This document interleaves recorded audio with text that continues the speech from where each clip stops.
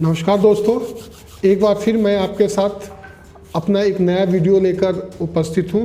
आप मुझे देख रहे हैं गुड मॉर्निंग न्यूज़ पे और राजनीति पेज पे। हम आज चर्चा करेंगे जो इन दिनों सोशल मीडिया पर बड़ी तेज़ी से शेयर किए जा रहे एक कहानी की।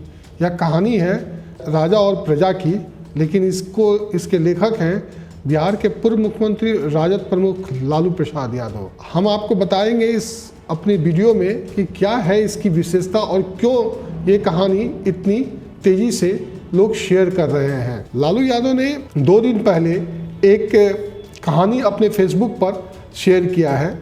फेसबुक पर उन्होंने लिखा है कि राजा और प्रजा की कहानी की शुरुआत वो करते हैं। एक बार एक राजा को यह जानने की दिलचस्पी हुई कि उसकी प्रजा में कौन लोग एक जागरूक और सजग नागरिक हैं और कौन नहीं।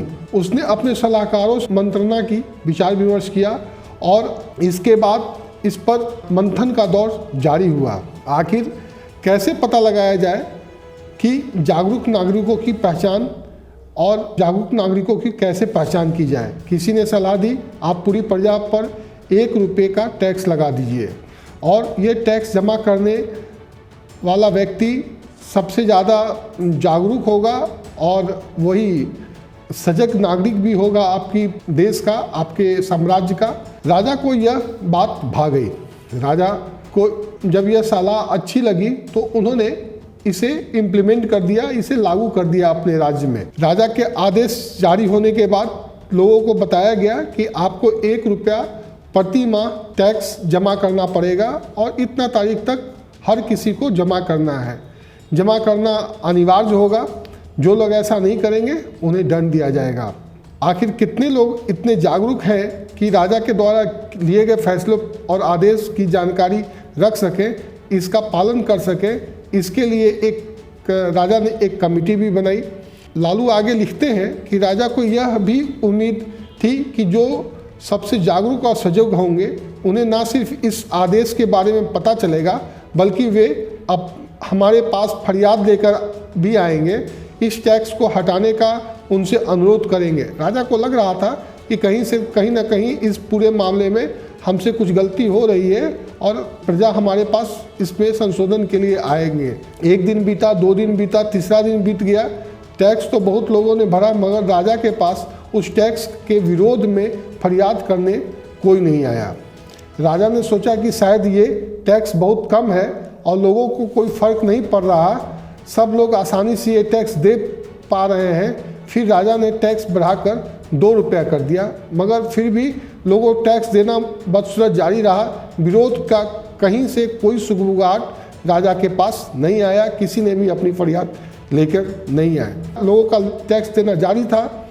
राजा ने टैक्स बढ़ाकर 3 रुपये, फिर 3 से 4, 4 से 5 रुपये कर दिए, मगर फिर भी लोगों का राजकोष में टैक्स देना का सिलसिला जारी रहा। हार कर राजा ने फैसला किया सभी प्रजा को ना सिर्फ 5 रुपये टैक्स देने होंगे बल्कि टैक्स जमा करने के बाद उन्हें 2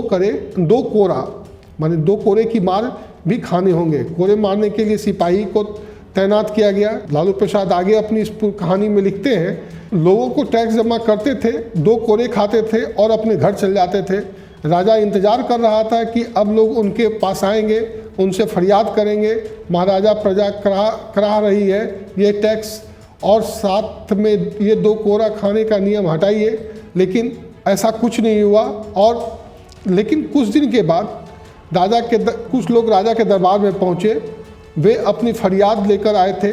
राजा ने उनसे पूछा, बोला क्या शिकायत है तुम्हारी? उन लोगों ने कहा, महाराजा हम बहुत परेशान हो रहे हैं टैक्स देने और कोरा खाने में। आपने कोरे मारने के लिए बहुत कम सिपाहियों को नियुक्त किया है और इस वजह से लाइन बहुत लंबी हो जाती है।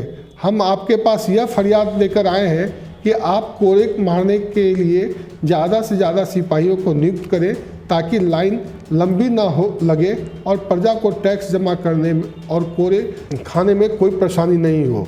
अपनी पोस्ट के अंत में लालू प्रसाद ने लिखा है, यह कहानी पूरी तरह से काल्पनिक है और इसका आज के हालात और हालिया किसी भी घटना से कोई संबंध नहीं है।